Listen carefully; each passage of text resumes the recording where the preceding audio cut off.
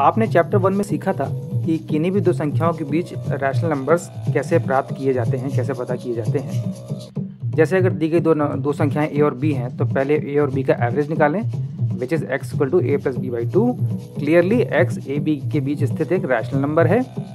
और उसके अगले चरण में तीन संख्याओं a b x की किसी भी नई पेयर का एवरेज कैलकुलेट कीजिए, जैसे कि find average of a and x और x एंड b।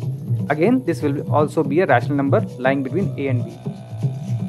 इस प्रोसेस को बार बार रिपीट करेंगे अगर recursively, then you can find as many rational numbers between a and b as you want. इस प्रोसीजर से आप किन्हीं भी दो संख्याओं के बीच सैकड़ों या लाखों परिमेय संख्याएं खोज सकते हैं, which only proves that there are infinitely many numbers between any two numbers।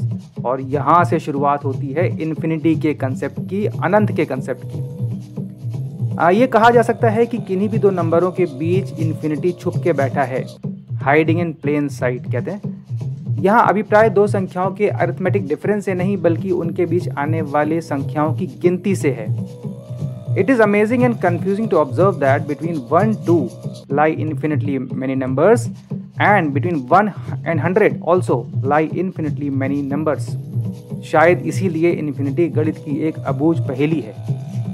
अगर आपको ये बात इंटरेस्टिंग लगती है तो मैं आपको एक डॉक्यूमेंट्री रिकमेंड करता हूँ जो नेटफ्लिक्स पे है, अ ट्रिप टू इन्फिनिटी।